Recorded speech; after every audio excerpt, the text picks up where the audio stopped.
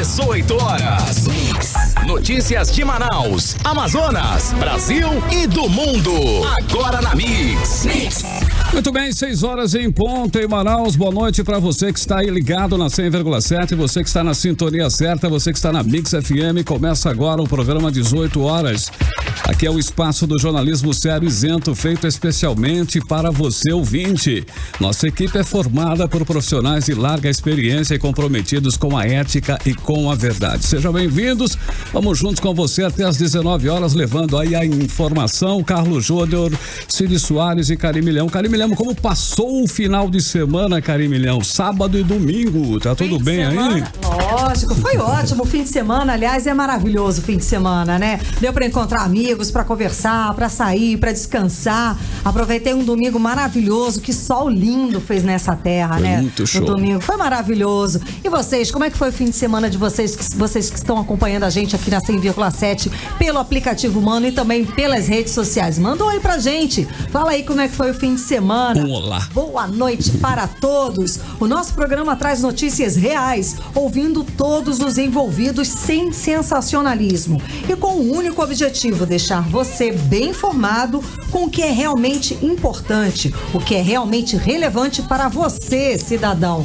Boa noite, Cid. Como foi o seu fim Soares. de semana? Meu fim de semana foi uma casa de papel. Aliás, eu não aconselho vocês assistirem isso. Maratonei, cara. Eu tô amarelo aqui, não vi nem a cor do sol. Ah, e aí, ruim? Nada, sensacional, né? Tá. Mas só que termina. Aí tá esperando agora uma outra temporada. Eu não gosto desse negócio. Né? De maratona a série. Né? Boa noite. Vou até cortar esse assunto. Estamos juntos até as 7 da noite com informações mais relevantes e exclusivas para você. Notícia com credibilidade você confere aqui no 18 horas. O programa de notícias e debates da Mix Manaus. Emi Lucian. Olá, tudo bom? E aí, você não gostou da Casa de Papel? Cara, eu amo aquilo, cara. Então, o problema é que acaba. O problema é que acaba. Então, galera, boa tarde, Karine, boa tarde. Boa noite, uma mistura muito louca. Buenas noches. Então, a galera já tá pedindo ingresso aqui no canal da Mix, eu tô de olho em vocês. No final do programa eu volto pra presentear 2 pessoas. Daqui a pouco eu volto. Bacana, 6 horas e 2 minutinhos, estamos com você aqui no 18 horas e, é claro, participa aí da bancada do 18 horas, o nosso querido, né, Paulo Castro, que é o diretor de jornalismo da Rádio Mix, aqui conosco nessa segunda-feira. PC, saudações. PC, como foi o seu final de semana, PC? Eu vi que seu carro tá todo enlameado, você deu um rolé hoje, pelo final de semana. Entrega, né, a pessoa. Como é que pode, bicho? Boa noite. Pô, não era, tava em Iranduba. Irandobes. Bacana, beleza. Hein? Boa noite, foi então. Irã. PC. Agora 6 horas e 3 minutos em Manaus, estamos juntos com você, começa agora o seu programa 18 horas desta segunda-feira, hoje 29 de julho de 2019. E ainda hoje você vai saber que o desembargador devolve direito à pensão especial do ex-governador José Melo. Que briga entre facções deixa 57 mortos em Altamira, no Pará. Que Manaus é a capital com o maior percentual de pessoas desocupadas do país. É isso. Mix. Bom, e mais um massacre em presídios deixa rastro de barbárie e choca o país. Uma briga entre facções dentro do Centro de Recuperação Regional de Altamira, no sudoeste do Pará, deixou pelo menos 57 detentos mortos, 16 deles decapitados na manhã desta segunda-feira. A maioria dos mortos, 36 presidiários, foi vítima de asfixia. Segundo a Superintendência do Sistema Penitenciário do Pará, 2 agentes prisionais foram feitos reféns e foram liberados. No início da tarde, o motim já estava encerrado. E o ministro da Justiça, Sérgio Moro, conversou ainda na manhã de hoje com o governador do Pará, Helder Barbalho, e se comprometeu a transferir para presídios federais líderes de facções criminosas responsáveis pelas mortes no Centro de Recuperação Regional de Altamira. Segundo o Ministério da Justiça, Moro ligou para Barbalho para oferecer ajuda e faria uma reunião ainda hoje para tratar do tema. O governo do Pará disse que o ministro pediu que sejam identificados os líderes das facções que atuam no Centro de Recuperação para poder providenciar a transferência a presídios federais. Infelizmente, né, esse tipo de acontecimento passou a ser uma rotina no Brasil, né? Uma rotina terrível, né? só vem confirmar que o domínio dos presídios é das facções criminosas e não propriamente do Estado. São as organizações criminosas que ditam as regras nos presídios. Lá se planeja e executam os mais variados crimes dentro e fora dos presídios. Os únicos seguros são os chefões, que continuam comandando o tráfico de drogas, sequestros, grandes e pequenos crimes sobre a proteção do Estado lá dentro. Uma vergonha para o nosso país, com certeza. O sistema penitenciário brasileiro, já há muito tempo se diz isso, está falido. Precisa ser reconstruído, precisa ser reinventado. Não dá para o cidadão de bem continuar pagando um custo elevadíssimo para cada preso. Aqui no Amazonas, por exemplo, esse custo é de R$ 4.700 por mês. E ainda acontecer esse tipo de carnificina, de barbárie. Isso é urgente, é para ontem. Precisamos de um sistema penitenciário mais eficiente, seguro e mais barato para o contribuinte. Não dá para continuar do jeito que está. É hora de se montar um grupo de trabalho de notáveis especialistas para propor um sistema que se dê um ponto final no controle das facções e o Estado passe a assumir de fato o sistema, com regras claras e que todos possam pagar suas penas sem regalias e sem essa balbúrdia que nós temos hoje. Vale lembrar que no Amazonas o sistema prisional está sob intervenção federal depois do massacre de maio deste ano, quando 55 presos foram assassinados. O modelo de intervenção mostra-se até bastante seguro, porque até o momento não tivemos tentativas de fuga, rebeliões e nem brigas entre facções. A pergunta é: por que não se implanta esse modelo em todas as penitenciárias do país? Está claro que falta gestão, ordem, disciplina e, sobretudo, a desarticulação dessas famigeradas facções. Facções que mandam dentro e fora do presídio. É preciso dar um basta, asfixiar em todos os sentidos essas organizações. Asfixiar financeira e belicamente. Para falar sobre esse assunto, está conosco o coronel da reserva da Polícia Militar e especialista em segurança, Walter Cruz. Muito boa noite, seja bem-vindo ao programa 18 horas. Boa noite, eu que agradeço mais uma vez o convite formulado pela Mix. Quero aqui agradecer a todos os amigos, em especial a você, Karime, e dizer que nós estamos aqui para debater um assunto tão importante para a população e que está afligindo a todos no Brasil, não é? Exato, coronel. Mais um massacre, são aí 57 mortes. O Estado é incompetente para evitar esse tipo de barbárie? Olha, Karime, na administração pública nós temos que trabalhar com prioridades, não é? Então eu penso que cada governo que assume, ele deve elencar prioridades na sua gestão. E hoje você sabe, todos aqui sabem, Cid, Paulo, o problema maior hoje que nós temos no país é a segurança pública, está claro. E a segurança pública está relacionada diretamente com o sistema penitenciário. Faz-se necessário um planejamento e investimento.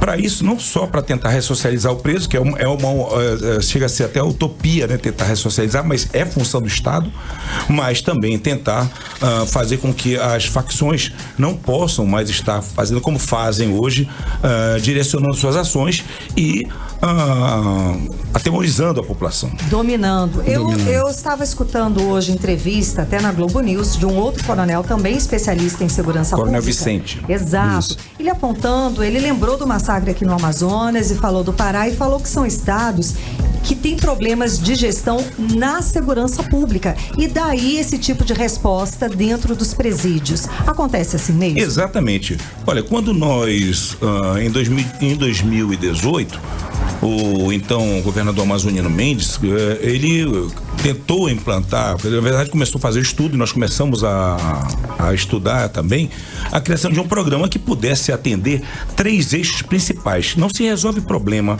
do sistema penitenciário se nós mexermos em 3 eixos, Karime. A segurança pública como um todo, não é?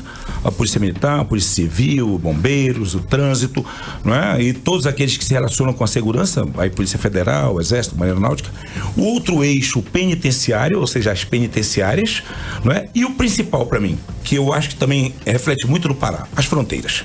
Se nós não tivermos controle das fronteiras, Karime, vamos estar enxugando gelo. Então é fundamental esse trabalho e tem que ter prioridade. Não adianta dar prioridade para vicinal, prioridade para contratos escusos e não dar prioridade para exatamente a gente trabalhar nas fronteiras, fazendo um controle mais efetivo, uma parceria, integração com os órgãos que trabalham lá também. Bom, Coronel, eu sei que é difícil, assim, mas devem ter várias situações para você desarticular essas quadrilhas de um modo geral, né?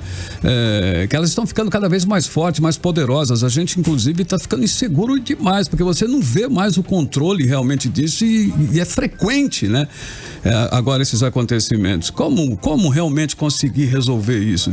É difícil, mas tem um caminho? Tem um caminho. E nós apontamos esse caminho.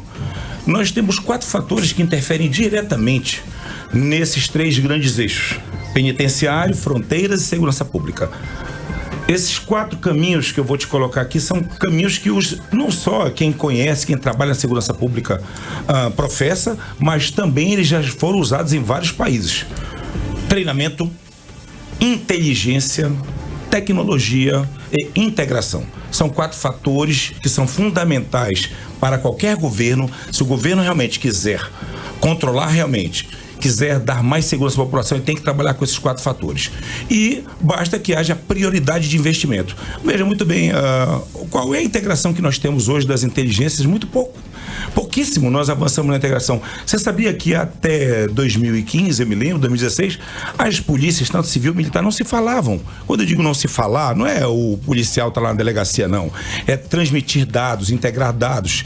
Quem foi preso na fronteira, quem foi preso ali na delegacia, todos nós sabemos.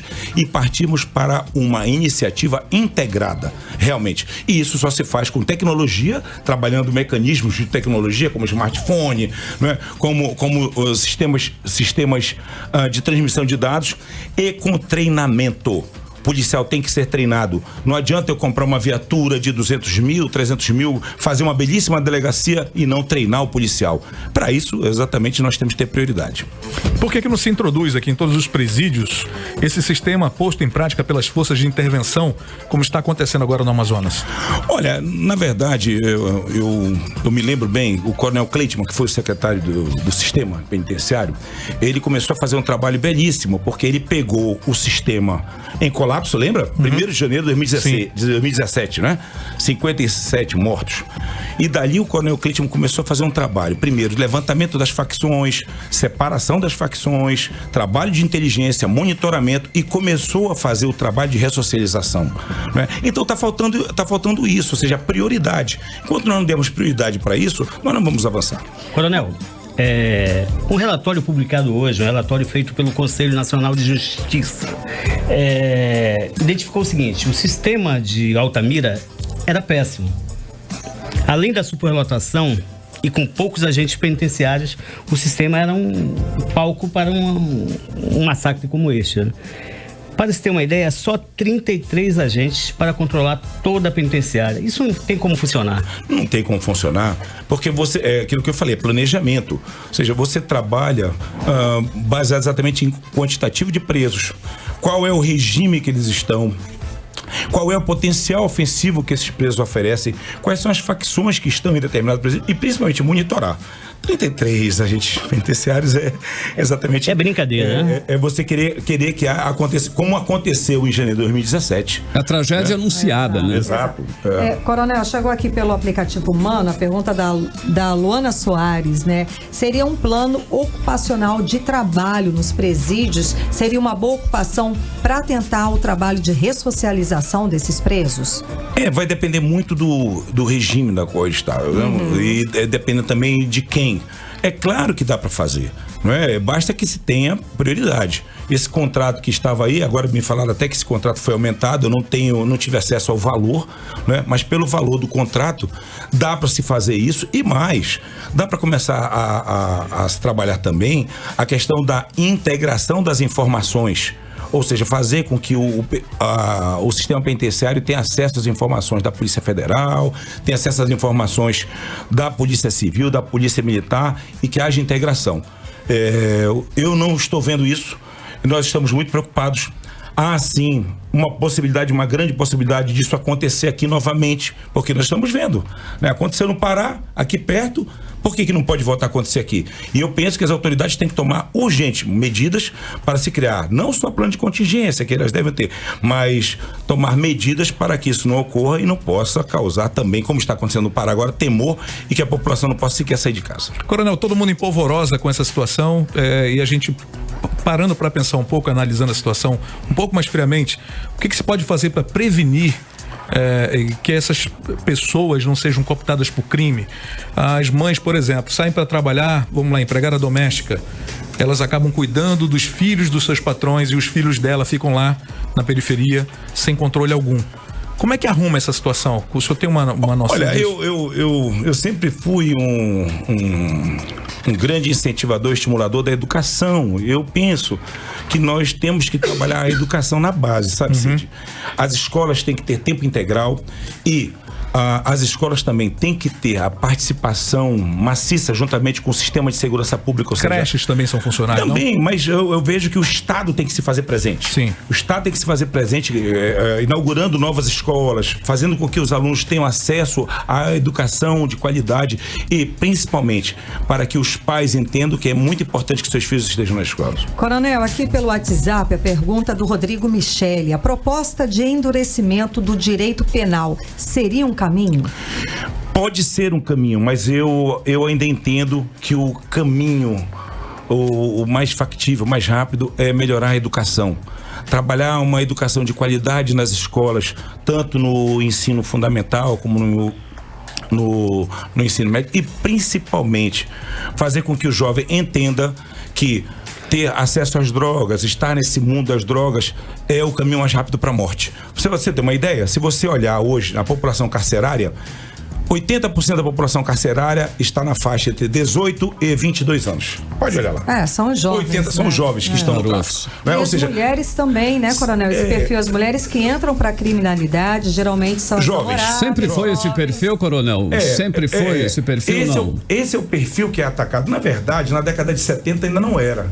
Até porque nós tínhamos, talvez naquela época, 70, 80, ainda uma educação de graça. Pública boa. Exato. Né? Hoje virou. De graça. Hoje a educação particular é que está dando melhor ensino. Então eu penso que tem que melhorar a educação do ensino público e para isso tem que haver prioridade. Sem dúvida. Estamos conversando com o coronel da reserva da Polícia Militar, especialista em segurança pública, Walter Cruz, justamente sobre a rebelião que aconteceu no Pará, deixando 57 mortos, né? Estamos aqui avaliando toda essa situação carcerária e situação de segurança pública. Afinal de contas, Manaus também foi palco de um massacre recentemente. Dois massacres, né? Eu ia falar desse ano, mas aí volta para 2017. Karime, olha esse detalhe aqui. A cúpula da segurança lá do Pará acaba de reconhecer que previu com o confronto, o massacre. Como aconteceu aqui em Manaus, o pessoal sabia, as autoridades sabiam, mas nada foi feito e acabou acontecendo. A história se repete. Há um problema sério nas instituições policiais. É engraçado isso. É a questão da vaidade. Eu penso que todos nós temos sempre que estarmos prontos para ouvir, aprender e sabermos discutir. Muitas vezes a autoridade que está lá, o secretário acha que conhece tudo, é o dono da verdade, não é. Tem que compartilhar a informação. E veja, uma coisa, meu amigo Paulo, importantíssimo para decisão, para tomada de decisão no sistema de segurança, é a informação. A informação, não só a informação que vem dos meios de comunicação, como vocês trazem sempre, mas a informação obtida lá no meio, no sistema, na penitenciária. Isso é fundamental para uma tomada de decisão. E essa última que nós tivemos agora, o sistema sabia. Não tomou decisão porque pagou para ver e aconteceu. Coronel, então o que a gente vê é uma falta de gestão como um todo para gerir todos esses aparelhamentos de polícia para que se possa trabalhar uma política penitenciária mais efetiva. Exatamente. Não se faz nada sozinho. O gestor do sistema penitenciário tem que estar extremamente antenado, ligado ao gestor da segurança pública, que tem que estar ligado com o comandante-geral da Polícia Militar, com o delegado-geral da Polícia Civil, com o diretor do Detran, com o Corpo de Bombeiros, ligado com a Polícia Federal, ou seja, fazendo esse grande elo, um círculo virtuoso para que as informações cheguem e ele possa tomar a melhor decisão. Se nós não fizermos isso, vamos estar como um ditado aí, né, chovendo no molhado, e vão continuar acontecendo massacres. Aconteceu aquele em 2017, aconteceu esse agora em 2019, e quem pode me dizer que não vai voltar a acontecer? Só porque eu quero? Ou pela intervenção do governo federal? Será que ameniza? É o que está segurando? Será? O que eu vejo é que não pode. Todo tempo estamos chamando a Força de Segurança Nacional, né? Que todo não saiu, né? A intervenção era por 90 dias, né? Exato, só que foi prorrogado. prorrogada. Mas está ainda aquela intervenção do lado de fora, desde o primeiro massacre. Mas você sabe, na verdade, quem hoje provê a segurança dos presídios é a Polícia Militar. É a tropa de choque. Na prática, eu sei, eu convivi. Eu entrei mais de 80 vezes no sistema. Então, a gente sabe quem segura, na verdade, o sistema é a Polícia Militar. O que tem que haver é parar de se colocar toda essa carga na Polícia Militar e dividir a carga, fazendo com que haja investimento, gestão novamente. E fazendo, principalmente, com que o apenado saiba que ele não vai lá para a prisão para se tornar mais um indivíduo da facção, e sim pagar pelo seu crime e poder sair de lá e ter uma vida como cidadão comum. Mas, coronel, quem recebe, quem tem o faturamento é a empresa privada. A Reviver agora mesmo foi contratada. Pois é. Então, essas coisas, eu sei que estão discutidas, mas infelizmente o que nós não estamos vendo é como é que esse investimento está sendo feito, qual é o planejamento. Alguém viu o planejamento desse investimento? Alguém disse como vai ser feito esse investimento? Ninguém sabe, ninguém viu, não é? Então nós temos muito temor de que mesmo com um contrato caro como esse, você não consiga ter uma ação mais efetiva e fazer com que principalmente o indivíduo que vai para lá seja socializado e que a facção não aumente seu poder. Olha, percebam o seguinte, um detento aqui no Amazonas custa hoje R$4.800. É um absurdo, né? Por mês. É o mais caro, por mês, né? por ano dá mais de 50 mil.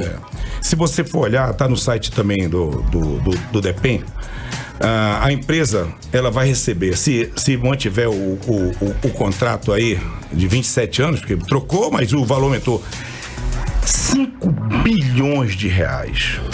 Por ano são 205 milhões de reais só com uma empresa para ter todo ano uma rebelião, para ter mortes em série. Não é possível isso. Tem que haver uma tomada de decisão, tem que haver uma mudança na questão da gestão, como você acabou de colocar. A gente tem que saber pelo menos qual é o plano dessa gestão antiga. Exato. Da antiga que eu digo, da gestão que está agora. A gestão que está agora tem que dizer para a população o seguinte, olha, vamos receber 200 milhões, vai ser investido dessa e dessa forma. Isso. Como isso vai amenizar o problema? De que forma nós vamos nos integrar? É preciso haver essa comunicação, porque senão é um dinheiro que é nosso, é do contribuinte, sendo colocado lá sem a gente saber como está sendo utilizado. O fato é o seguinte, que os líderes das facções continuam dando as cartas. Você nota que os crimes continuam. Houve uma diminuição no geral no Brasil. Houve por causa do efeito Sérgio Moro. Diga-se de passagem, a gente tem que...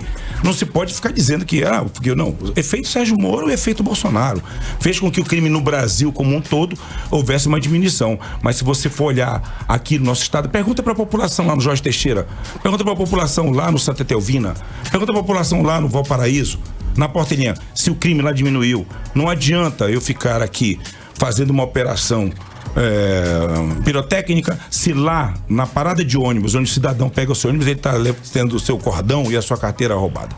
Nós temos que tomar decisões. Exato.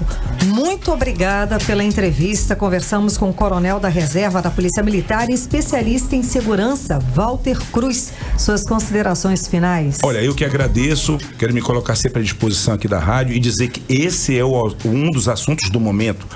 Nós temos hoje aqui em Manaus mais de 12 mil presos. Desse total de presos, 65%, 70%, eu me avó dizer, são provisórios. Tem que haver uma medida para acabar com isso. O preso não foi julgado e continua lá. Então tem que haver um movimento da OAB. A OAB tem que se posicionar e ir lá, tocar o dedo na ferida, junto com as instituições, para nós melhorarmos exatamente o sistema e podermos viver em paz, que é o que a gente quer, não é? Agora em Manaus, 6h24.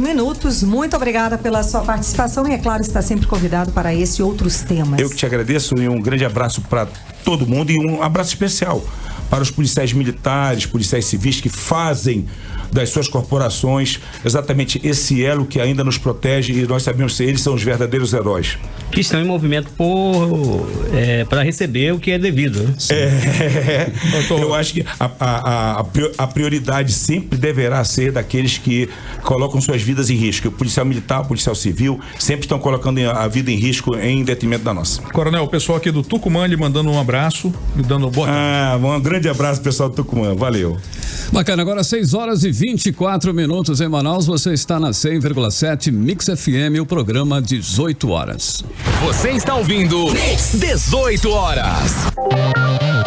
desembargador Abraham Peixoto, do Tribunal Regional Eleitoral do Amazonas, negou a defesa do ex-governador Amazonino Mendes para acessar o conteúdo do celular do ex-prefeito de Inhamundá, Mário Paulaim, acusado de comprar votos a favor de Wilson Lima nas eleições de 2018. O desembargador julgou prejudicado o pedido do advogado do ex-governador Amazonino Mendes, Yuri Dantas, para ter acesso ao CD-ROM com informações extraídas de 2 cartões SIM encontrados no celular. Peixoto justificou que os arquivos já estão sendo convertidos para formato compatível com o sistema eletrônico do TRE. No pedido ao TRE, Yuri Dantas sustentou que o caso requer urgência e citou demora de 3 meses do TRE para juntar o relatório da Polícia Federal no sistema eletrônico da Justiça Eleitoral do Amazonas. A perícia técnica da Polícia Federal foi enviada ao TRE do Amazonas no dia 12 de abril, mas só foi anexada ao sistema eletrônico de processos na última quinta-feira, dia 25. E para falar sobre esse processo, vamos tentar ao telefone conversar com o advogado Yuri Dantas. Estamos tentando conexão com ele. E muito obrigada para você que participa pelo aplicativo Humano, que está aqui interagindo. Tem bastante gente conosco. Exato. E elogiando demais a nossa entrevista sobre segurança pública. Layala Silva está aqui. Exato, estão todos aqui. Estão falando que a nossa justiça às vezes é lenta, às vezes é cega mesmo. E você, se você que está nos ouvindo gosta desse tipo de debate, é importante que assuntos relevantes como este vão ser sempre debatidos aqui no 18 horas, com a sua participação, é claro. Aqui, com isenção. E, é claro, a gente procura ouvir os dois lados da história. Participe pelo nosso WhatsApp também, né, Karime? 9312-1007. Agora são 6 horas e 27 minutinhos. Estamos na linha já. Com o advogado Yuri Dantas. Boa noite, o senhor nos escuta? Boa noite, escuto vocês sim. Boa noite a vocês, aos ouvintes, e que possa ajudá-los. Boa noite, doutor. Então, por que esse processo está demorando tanto para ser julgado? Bem, na verdade, eu não acho que ele está demorando tanto para ser julgado. O que a gente teve ao longo da tramitação dele foi um pequeno atrapalho com essa perícia, né? O celular que foi encaminhado para a perícia foi encaminhado em dezembro, e a perícia só foi juntada aos autos neste mês de julho, no dia 24. Então, esse hiato entre dezembro e julho representa uma demora extraordinária. Mas a gente, a partir de então, teve uma celeridade maior na tramitação do processo. E eu creio, como já falei hoje em outra oportunidade, que essa celeridade aponta para um desfecho breve, né, desse feito. Doutor Yuri, são 7 meses passados aí, ainda não se sabe o conteúdo do celular do ex-prefeito?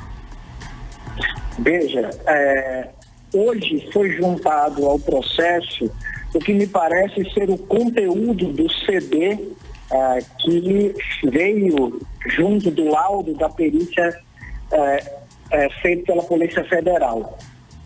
Se for exatamente o que está ali, é muito pouco. O que tem ali são alguns contatos, que são contatos que qualquer celular comprado em operadora possui, mas nada de muito substancial e valioso, como eu imagino que o celular deva conter. E é por isso que, com base no que está no laudo e no que está nesse documento que foi juntado hoje, eu vou formular outros tantos pedidos probatórios ainda relacionados a esse telefone. Doutor, mas foi negado o acesso ao conteúdo do celular? Não.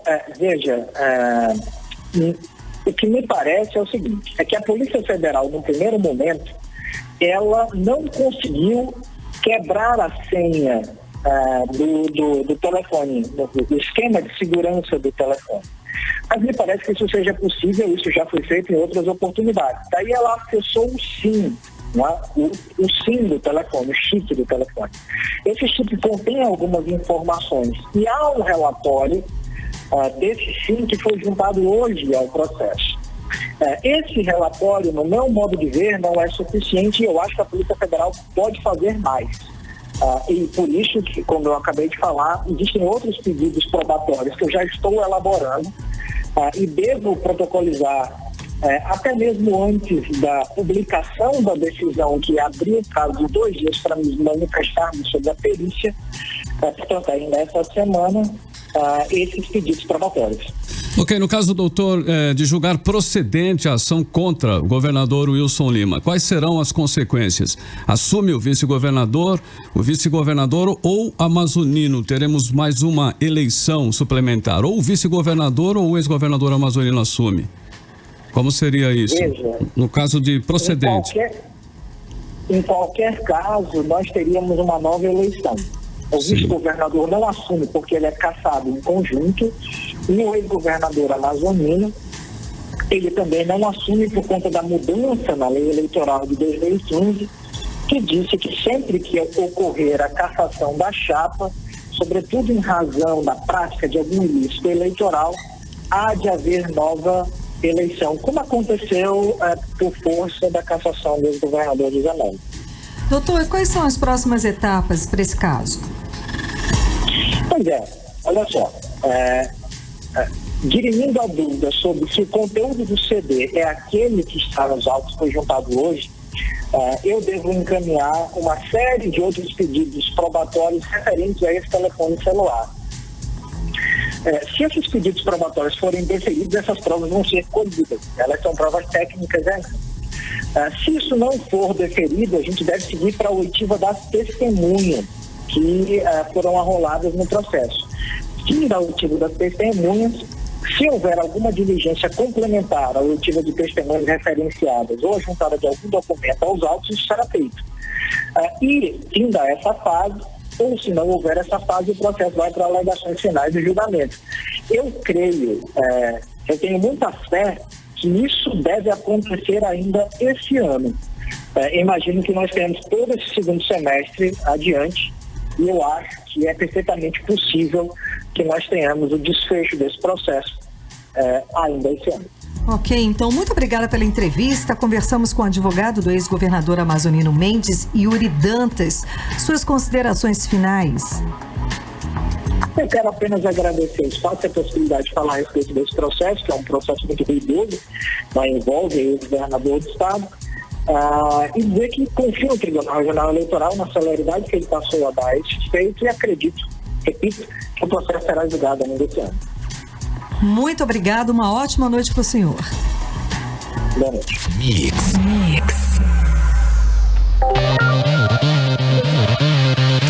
O desembargador Aristóteles Turi cassou a liminar que suspendeu o pagamento da pensão vitalícia de R$34 mil ao ex-governador José Mello. Em sua decisão, o desembargador concorda com a defesa e afirma que não foi respeitado o direito à ampla defesa ao ex-governador.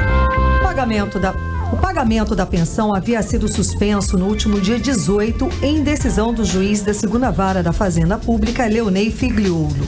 Decisão parecida já havia sido tomada ainda este ano, quando em primeira instância foi suspensa a pensão especial ao ex-governador Eduardo Braga. A defesa recorreu e, em segunda instância, o Tribunal de Justiça do Amazonas determinou que a pensão continuasse sendo paga ao atual senador. José Mello teve o mandato como governador cassado em 2014 por acusação de compra de votos. E segundo pesquisa do IBGE, Manaus tem o maior percentual de pessoas desocupadas do país, que são pessoas desempregadas à procura de trabalho formal. São 210 mil pessoas nesta situação. Vamos conferir os detalhes na reportagem de Odineia Araújo.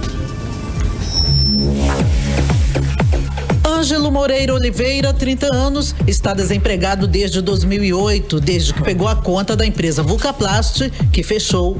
No auge da crise, ele não conseguiu mais voltar ao mercado formal. Até hoje não me empreguei, porque não tenho formação, tem que ter curso, tem que ter tudo isso, aí complica, né? Mais pra gente, mas a gente tá na busca de um trabalho, carteira assinada, mas tá mais difícil, tá da qualificação, né, no mercado de trabalho hoje em dia. Tô fazendo aplicativo Mobibus e o mototáxi, desde 2008.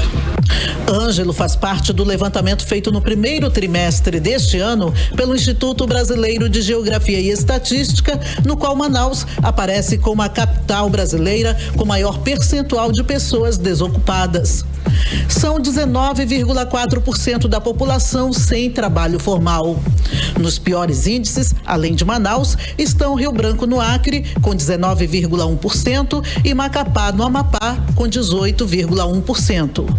Já as capitais com as menores taxas de desocupação foram Goiânia, com 7,2%, Campo Grande, com 8,2% e Curitiba, com 8,3%. Entre os estados com mais pessoas desocupadas, o Amazonas ficou na 7ª posição, com 15,9%. Amapá apresentou a maior taxa de desocupação, com 20,1%, seguido por Bahia e Acre. São consideradas desocupadas pessoas desempregadas que procuram trabalho formal. Volto com vocês.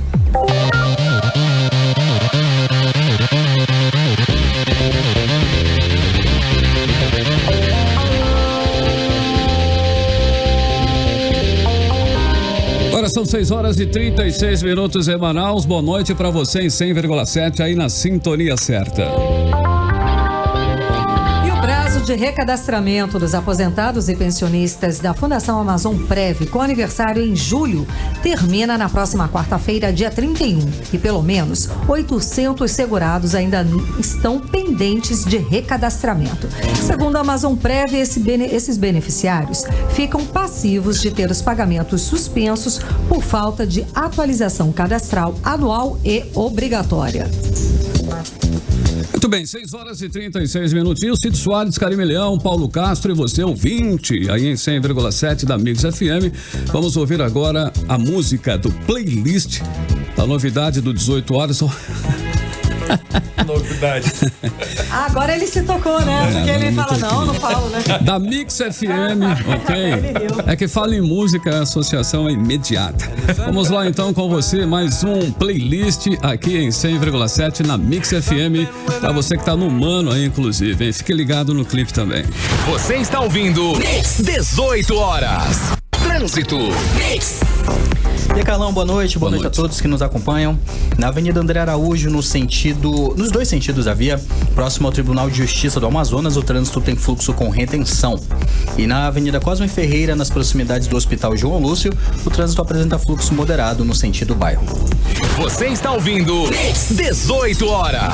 Muito bem, participe com a gente do programa 18 horas, o programa de notícias e debates da Mix pelo WhatsApp. Olha aí, é o 9312-1007, é só participar. Você está ouvindo Mix 18 horas. E mesmo com o serviço considerado péssimo pelos usuários, o Sinetran iniciou pressão para aumentar o preço da passagem de ônibus de R$ 3,80 para R$ 5,20. A reportagem é de Nathalie Moraes.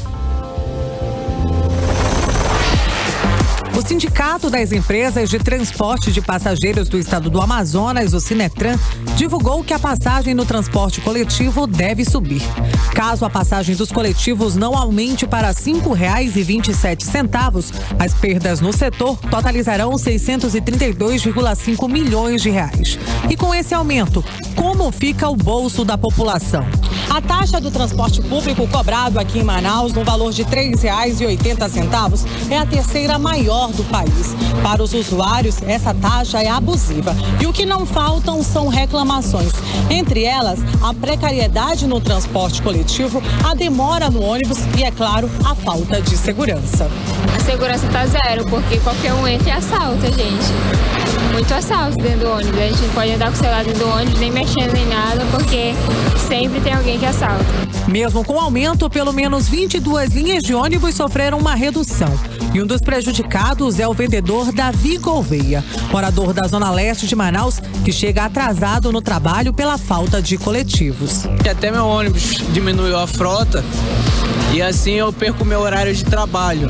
Eu chego atrasado no meu trabalho por causa do ônibus, do horário da frota do ônibus que foi retirado. Mas o 715 é totalmente quebrado por dentro. Às vezes o teto já foi queimado, a lâmpada já foi queimada, às vezes não tem lugar onde se segurar porque tá tudo se desfazendo. Segurança não tem. As reclamações dos usuários aqui no Terminal 2 de integração na zona sul da capital não param. Alguns ônibus estão em más condições, né? E às vezes tem até que não tem aparecendo o chão, não tem nem piso, né? E poucas linhas de ônibus. Então, assim, eu já fui assaltada uma vez, né? Outros amigos meus já foram, né? E não tem segurança, porque qualquer momento a gente corre o risco de ser assaltado dentro do ônibus. O aumento da passagem é meio que um absurdo. Aí tem que procurar melhorar, né? Reduzir o preço da passagem, da tarifa. Eu volto aos estúdios com vocês. Você está ouvindo 18 horas. O governador Wilson Lima confirmou hoje informação dada aqui no 18 horas em primeira mão na semana passada. O governador disse que não vai pagar este mês a primeira parcela do 13º salário. A data para o pagamento ainda vai ser definida. Abre aspas. Vamos adiantar o 13º salário, mas não podemos garantir para esse mês de julho. Nós temos até o mês de novembro, pela legislação, para que isso efetivamente aconteça. E estamos trabalhando para que isso aconteça, fecha aspas, palavras do governador Wilson Lima. Bom, uma situação complicada para o servidor público do estado. Era uma tradição o pagamento dessa primeira parcela em julho e que agora foi quebrado pelo atual governo. Muitos servidores até anteciparam o 13º salário junto ao banco e agora, neste mês, vão ter o valor descontado no salário. Na verdade, o governo não fez o dever de casa. Isso é muito simples. Todo mês a Secretaria de Fazenda reserva um valor para chegar em julho, ter recurso em caixa para pagar o 10º. O governo não provisionou, não fez essa economia e agora quem paga o pato é o servidor público. Mix. A Escola Estadual Ângelo Ramazotti, que em 2018 serviu de palco para baile funk de alunos, passou a integrar o projeto Escola Cidadã e Segura. Desenvolvido em parceria com a Polícia Militar, o projeto está sendo chamado de militarização das escolas. Vamos aos detalhes na reportagem de Odinéia Araújo. Desde o início deste mês, os alunos da Escola Estadual Ângelo Ramazotti estão tendo de se adaptar às novas regras, como corte tipo militar para os meninos, coque para as meninas, nada de piercing ou de atrasos. Essas mudanças dividem as opiniões dos alunos. Eles estão botando a gente para cantar no Nacional do Amazonas, entrando em forma. Tipo, eu sou contra, mas eu assumo que eles estão fazendo o papel certo deles, né? Porque eles estão botando a escola no lugar. No começo a escola tava uma bagunça, mas custava chegar com a gente e falar pra gente ajeitar, porque a gente ajeitava era só conversar com a gente. Mas agora eles estão levando isso muito a sério, estão chegando atrasado 7h01. Eu cheguei hoje 7h01, mandaram eu ficar até meio-dia. Eu, na minha opinião, acho uma situação muito relativa, porque se fosse pelo menos pela nossa segurança e nosso ensinamento, porque já teve muito caso de aluno entrar com arma na escola, com arma branca, etc. E se fosse pelo menos para ter, na entrada, uma revista, eu não ia me sentir ofendido, porque de tanto que aconteceu, é mais que uma obrigação nossa a gente deixar e socorrer. A Secretaria de Educação do Estado garante que as mudanças no Ramazotti não são de um modelo de gestão militar. Segundo a SEDUC, a metodologia adotada no projeto Escola Segura e Cidadã é a gestão cívica, em que os estudantes são estimulados a obter melhores notas, a ter disciplina, assiduidade, engajamento na escola, ordem e hierarquia, responsabilidade e organização nos estudos. Os melhores alunos recebem lenços de cores diferentes e posições de lideranças. O estudante Brian Kelsen, de 15 anos, apoia a mudança. Eles só estão aplicando mesmo o padrão militar, algumas regras, mas não vai se tornar totalmente militar. Inclui, por exemplo, o corte de cabelo, a cor do tênis, da mochila, uso de alguns acessórios como pince, brinco. Os alunos não podem, as meninas têm que entrar na escola com um coque ou rabo de cavalo com a redinha. Porque tem muita algazarra nas salas de aulas, então eu acredito que vai dar um grande avanço. Atualmente, a Escola Cidadã e Segura atinge 20 mil alunos da rede pública estadual em 20 instituições de ensino. E as escolas militares obtiveram até agora as melhores notas no Enem. Volto com vocês. Tem muita coisa para se falar sobre esse assunto. Nossa, chega a ser engraçado. Mas em primeiro lugar, cantar o hino.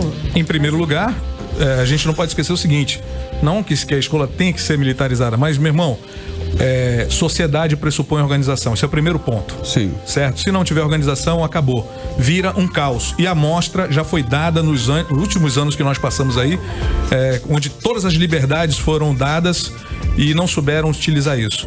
Todo mundo indo para a sala de aula para utilização de droga, para bagunça. E bagunça tem hora, meu irmão. E tem hora do estudo. Então tem que Não é geral, mas é em grande escala, né? Esse caso do funk, do Ângelo Ramazotti, viralizou. Vocês lembram do vídeo, né? Agora é o seguinte, vale lembrar o seguinte também, que essas regras não são militares.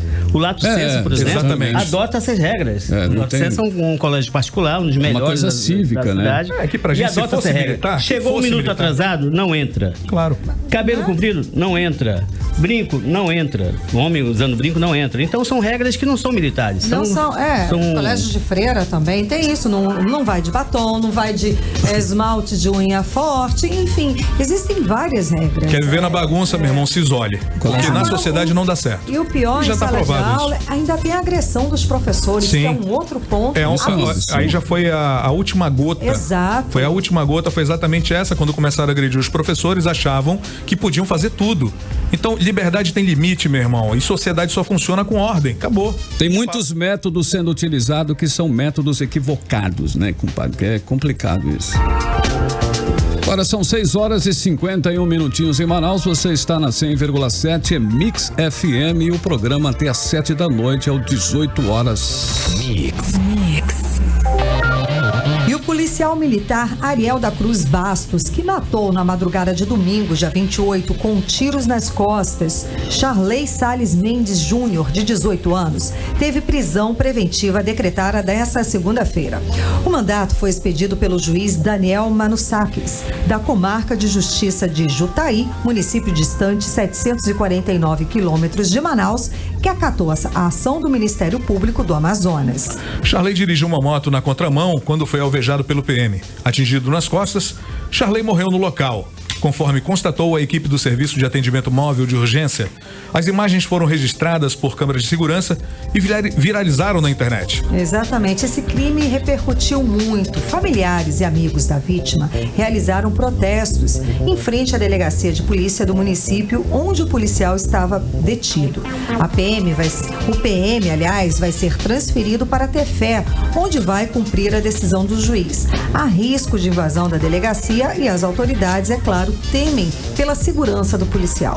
A assessoria da Polícia Militar do Amazonas destacou que o PM foi afastado de suas funções e responderá a inquérito policial militar. Abre aspas, a Polícia Militar ressalta que não compactua com abusos e excessos que contrariem a lei e a ordem, prezando sempre pelo bem comum, como o dever de servir, tem a polícia, servir, proteger e preservar os direitos individuais e coletivos, e que todos os elementos apresentados durante o processo investigatório serão apurados da forma transparente que o caso requer, fecha aspas, diz nota da Polícia Militar sobre o caso da morte do jovem em Jutaí. Na Câmara Municipal de Manaus, procuradores têm super salários, mas Justiça determina redução. Mais informações com o repórter Azaf Augusto. O juiz César Luiz Bandieira determinou em caráter de urgência a redução do salário dos procuradores da Câmara Municipal de Manaus. O salário vai cair de R$ 39.200 para R$ 35.400. Na decisão, o juiz afirma que essa remuneração dos advogados da Câmara Municipal é do mesmo valor que recebe o ministro do Supremo Tribunal Federal. Apesar da decisão, os procuradores da Câmara ainda vão receber o mesmo que ganha um desembargador do Amazonas. Em 2017, o Ministério Público do Amazonas instaurou um inquérito civil para investigar a existência de super salários na Câmara Municipal de Manaus, que seriam pagos a esses procuradores. Agora, a Câmara vai ter que se adequar ao que determinou a Justiça. Volto com vocês.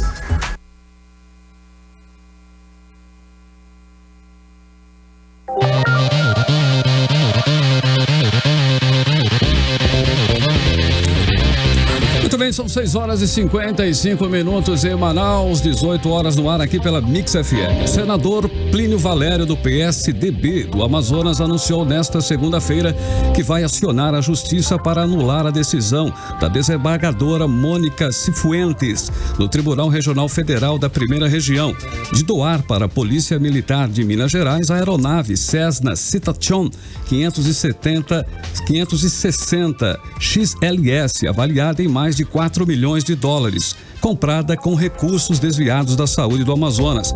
A aeronave foi apreendida durante a Operação Maus Caminhos. A doação ocorreu após pedido da Advocacia Geral do Estado de Minas Gerais. A matéria foi divulgada no sábado, dia 27, pelo Portal Único. Plínio Valério disse que a decisão era esdrúxula e que configurava usurpação de recursos que, por direito, pertencem ao Estado do Amazonas, mesmo quando roubam dinheiro que pertence ao Estado. Ele criticou o governo do Amazonas por não ter buscado o ressarcimento para os cofres do Estado. E o juiz titular da comarca de Codajás, Geildson de Souza Lima, determinou nesta segunda-feira a suspensão do pagamento das contas de energia pela população do município, até que o Amazonas Energia restabeleça por completo o fornecimento de energia elétrica da cidade. Segundo o magistrado, aproximadamente 25 mil pessoas e todo o perímetro municipal da cidade, distante 240 quilômetros de Manaus, vem sendo afetado pela falta de luz. Agora 6h56. 18 horas. Esporte. Cid Soares, o que temos para hoje, para esta segunda-feira aí no mundo esportivo? Mais uma vez, boa noite. Olha, depois de empatar em 1-1 com o Jacupiense, nesse domingo, na primeira partida da semifinal da Série D, o Manaus Futebol Clube volta a jogar nesta quarta-feira, dia 31, às 8 horas da noite na Arena da Amazônia, contra o Sobradinho pela Copa Verde. Na primeira partida, em Goiânia, o Manaus foi goleado por 4-1. Mas o Gavião está com as suas garras preparadas para o jogo de sábado. Que se vencer, irá decidir a final da terceira divisão do Campeonato Brasileiro. Os ingressos para os 2 jogos já estão disponíveis a R$20 como meia promocional. E o Campeonato Brasileiro foi movimentado no fim de semana. Foi bacana. O Flamengo marcou 3 aí contra o Botafogo, que começou ganhando a partida. De virada. O Santos agora é o líder do campeonato, após ganhar do Avaí por 3-1. O Corinthians bateu o Fortaleza também por 3-1. E o Chapecoense empatou em 0-0 com o Bahia, e o Goiás também empatou em 0-0 com o Atlético Mineiro. Hoje, às 7 da noite, tem Grêmio e CSA. Bacana, Cid Soares. Você vai pro jogo sábado? Olha aí. Rapaz, que conversa é essa, lógico. Quantas mil pessoas será? Estaremos juntos lá. 44 mil, tranquilamente. Vamos bater de novo um Dependendo recorde. do jogo de quarta, né? Não. Eu acho. Depende. Se ganhar, vai ser mais sábado é decisão. Vamos lá. Tá todo mundo aqui no Mano, ó. Tamo junto, Manaus. Shallow Now de novo. É isso aí, sábado agora, né, gente? O pessoal tá querendo confirmar o horário do jogo. É sábado? É sábado? Sábado. Tá, o pessoal do Mano super fã e super torcendo pro Manaus, hein, gente? Resultado de promoção? Isso, me Vamos lá. O pessoal já tá aqui mandando mensagens desesperados. Vamos lá, e quem ganhou hoje o ingresso pro cinema foi a Idri Lima e o Hermurter Pinheiro. Comentaram muito. Comentaram bastante. Hermurter. Alemão. Hermurter. Amanhã tem mais, hein? Amanhã tem mais. Foi rapidinho assim, já Ele é papou, mano. Já terminou, então, 6 horas, ó. Rápido 6 horas, muito rápido e prático. 6 horas e 59 minutos? 6h59. Tá ok, não? Não, agora... Tá ok, não? Temos Então, editorial. Fica pra amanhã, né? Tá ok? Vamos de editorial. Editorial. Pra você, Carlão. Editorial 18 horas. 2 meses após o massacre nos presídios em Manaus, quando 55 presos foram assassinados, uma nova barbárie acontece no sistema prisional brasileiro. Desta vez no Centro de Recuperação Regional de Altamira, no Pará. Uma briga entre facções criminosas deixou um rastro de barbárie com 57 mortos, sendo 16 deles decapitados. É mais uma demonstração clara de que o Estado perdeu para as facções o controle dos presídios. São as organizações criminosas que ditam as regras e decidem quem deve permanecer vivo e quem deve morrer. Um tribunal do crime sob as bênçãos do Estado brasileiro. E o pior, um sistema caro para o contribuinte. Cada preso custa em média cerca de 40 mil por ano. No Amazonas, este custo ainda é mais elevado, chegando a 50 mil por ano. Massacres como este de hoje no Pará aconteceram no Amazonas, no Ceará e no Rio Grande do Norte. É um problema nacional que deve ser encarado com mais firmeza e urgência pelo governo federal. O sistema prisional brasileiro é totalmente incompatível com a lei de execução penal, tornando esse dispositivo inútil, uma vez que a realidade não garante nem a vida dos mesmos. Pelo contrário, lhes dão uma completa insegurança, não só para esses criminosos, e sim para toda a sociedade brasileira. O sistema atual está falido e precisa ser reinventado antes do próximo massacre. Agora são 19 horas em ponto em Manaus. Boa noite, Karine. Boa noite, Cid. Boa noite, Emi. Boa noite, Paulo Castro. Boa noite, você em 100,7. E uma última informação, Carlão, pode ser? Claro. O Banco do Brasil anuncia plano que inclui demissões, cortes de cargos e de agências. As mudanças vão afetar até 3 mil pessoas. Não é uma boa notícia. O banco vai transformar 333 agências em postos de atendimento avançado, sem gerente, e criar unidade com foco no digital. Mais informações no site 18horas.com.br. Cada vez mais o banco no celular, né? É verdade. Evita fila, né? É verdade, né? Mas gera demissão. Olha quantas pessoas vão ficar numa situação econômica atual. Imagina que situação, né?